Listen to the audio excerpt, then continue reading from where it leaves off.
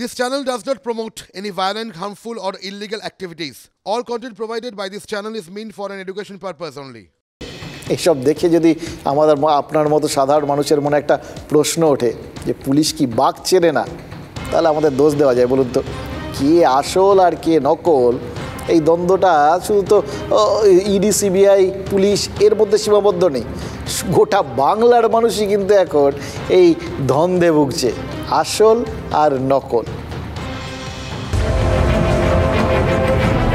কি খাচ্ছেন, ঝাড়খণ্ডের সেই ছাগল নাকি বাংলাদেশের সোনালী মুরগি? মাংসেরও আসল নকল, ঠিকই ধরেছেন।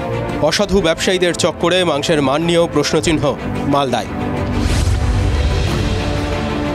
বাংলাদেশ থেকে চোরাই মারফতে সোনালী মুরগি আসে এবং বিভিন্ন মার্কেটে ছড়িয়ে পড়েছে, এবং আমরা পুরনো দোকানদার আমরা খুব এতে পড়েছি কি আমরা কোনটা আসল কোনটা নকল দাম কম বলে বিক্রি করছে।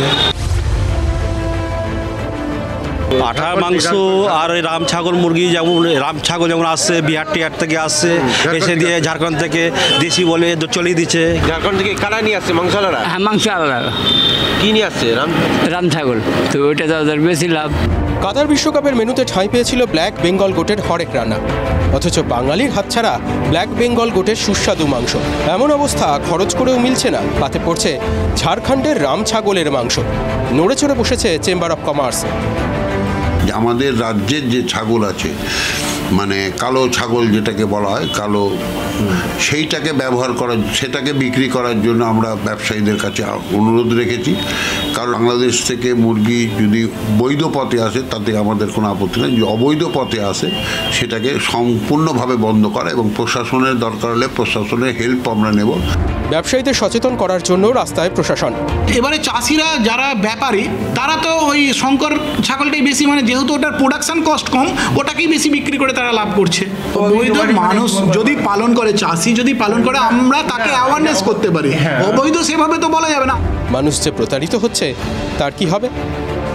ওই যখন বলছিলাম না যে বারান্দায় এসে হাত টাত নাড়ছেন মন্ত্রী সুজিত বসু, সেটা আসলে সিগন্যাল ছিল। ঠিক সিগন্যালই আর কি, যে এরপরে ইডিরা বেরিয়ে যাবেন। সত্যি ইডির আধিকারিকরা তারপর বেরিয়েও গেছেন, ফলে ওখানে হাত নাড়াটা তার অনুগামীরা দেখেছেন, আশ্বস্ত হয়েছেন। পৌরসভায় যে সমস্ত লোক নিয়োগ হয়েছে সেখানে নাকি আর্থিক তছরূপ যেটা হয়েছে তার সঙ্গে নাকি আমাদের যোগাযোগ আছে, সেই জন্য এনকোয়ারি করছে। আমি বলি এনকোয়ারি করুন।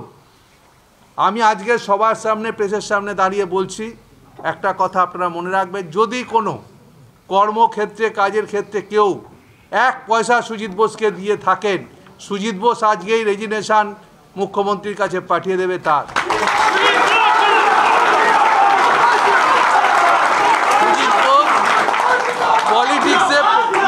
পলিটিক্সে 45 বছর ধরে সুজিত বোস পলিটিক্স করছে।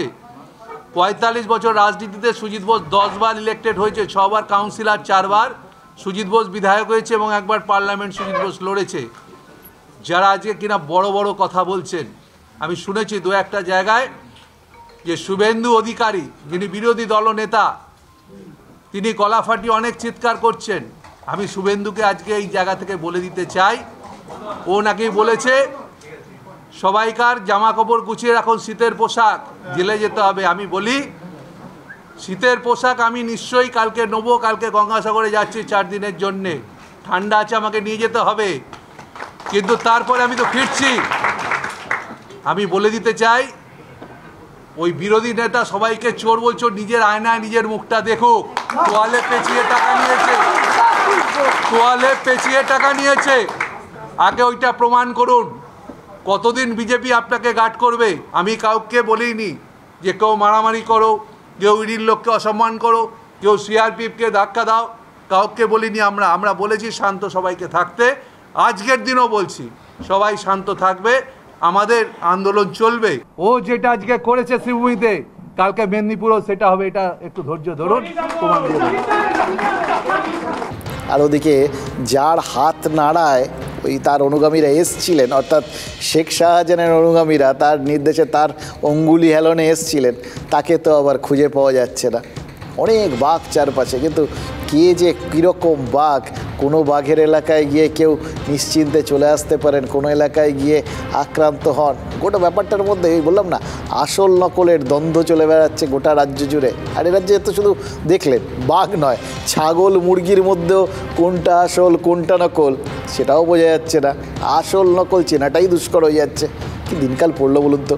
এরপর না সুন্দরবনের ওই আসল রয়্যাল বেঙ্গল টাইগার আইডেন্টিটি ক্রাইসিসে ভোগে। চারপাশে যেভাবে লোকে বাঘ সাজছে বা সাজাচ্ছে, তাতে সত্যিকারের বাঘের তো লজ্জা শরমে ডুবে যাওয়ার কথা।